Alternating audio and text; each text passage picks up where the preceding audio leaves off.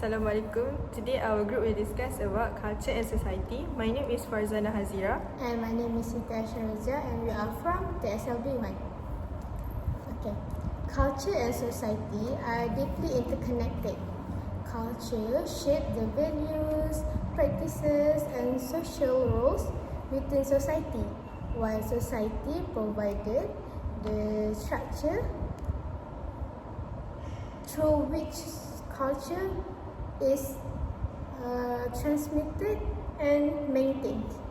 Culture influences how people think, how people act, and interact with each other around them. Now let us talk about culture and society. Hazirah, what do you think about culture? One of the culture that we have is norm. Norms are likely to be unwritten rules and expectation for behavior that used to guide how the individuals are supposed to act in specific situation.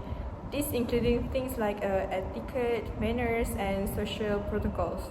Every race has their own norms that we need to respect. For example, Malay are used to handshake with someone that are older than them to show their respect. This used to show respect mostly to older people. Since we in Malaysia we have more than one race, so it should be more than one norms that we need to show respect. So that's my point. So what do you think about the culture? I think your point is a great point, and language is a culture part of culture because we use our own language to communicate with each other. And in Malaysia, we have a lot of races with different language. For example, we have Chinese with Mandarin, we have Indian with Tamil, and we have Malay with Bahasa Melayu.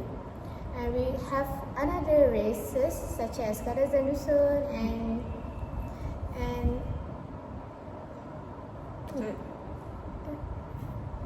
And so on. and so on. Yeah. Okay. As we all know, our mother tongue in Malaysia is Bahasa Melayu. Because of that, all the races need to learn Bahasa Melayu to communicate with Malaysian.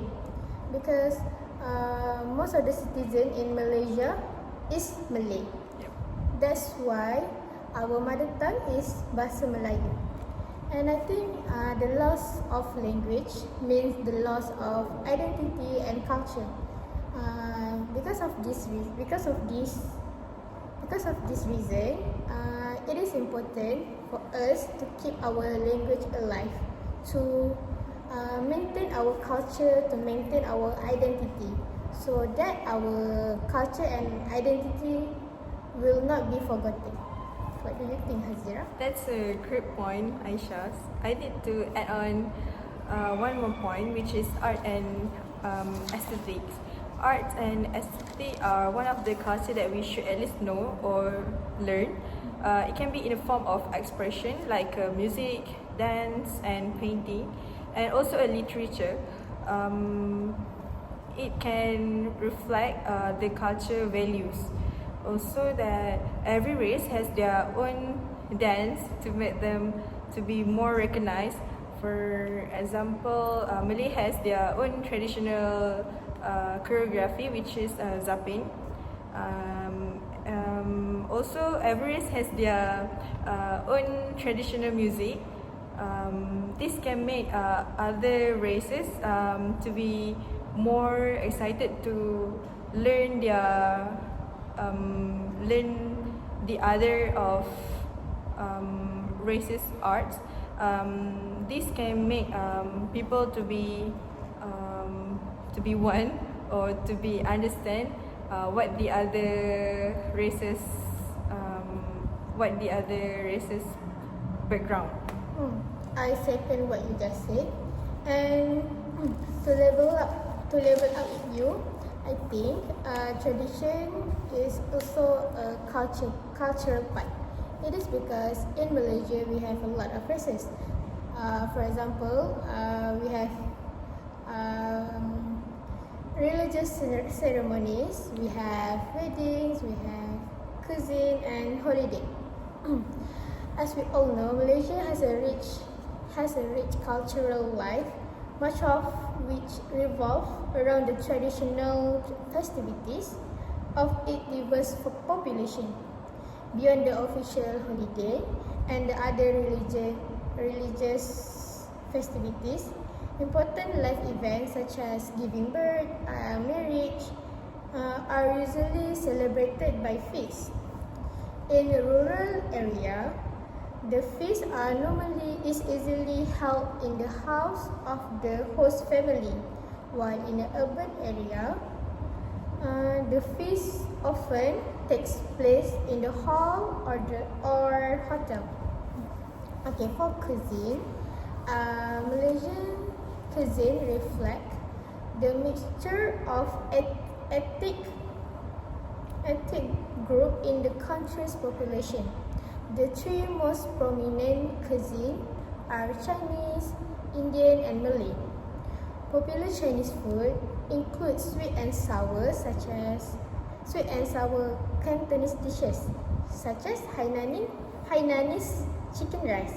And for Indian cuisine, it ranges from the hot vegetarian dishes of Southern Indian, and it also marinated most of the Indian dishes marinated in yogurt such as chicken tandoori. And for traditional Malay cuisine, as we all know, we have nasi lemak, we have satay, because nasi lemak is the most popular and common dishes in Malaysia. And also, Malaysian cuisine consists of white rice and served with side dishes such as rendang, chicken curry, and sop pie. And I think that's all for my point. That's a brilliant point. Okay. I think that's the end of our discussion about culture. So next we will talk about society. Alright, society refers to a group of people who live in one places that can interact with another within a common system of institution and organization. So let's hear more about society. Okay. Like I said in the beginning, culture and society are deeply interconnected.